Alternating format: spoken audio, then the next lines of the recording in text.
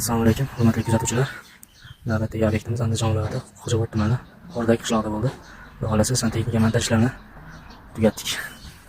Qilingan ishlar bilan qator tanishtirib o'tamiz. Bu xonadonimiz общий 240 kvadrat, 2 etajdan iborat. Birinchi etaj 80 kvadrat uy.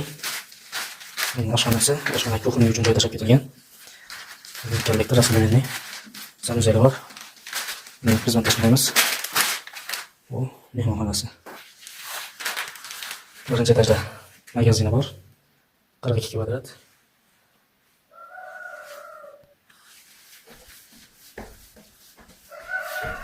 Ikkinchi etajimizda 8 ta radiator bor.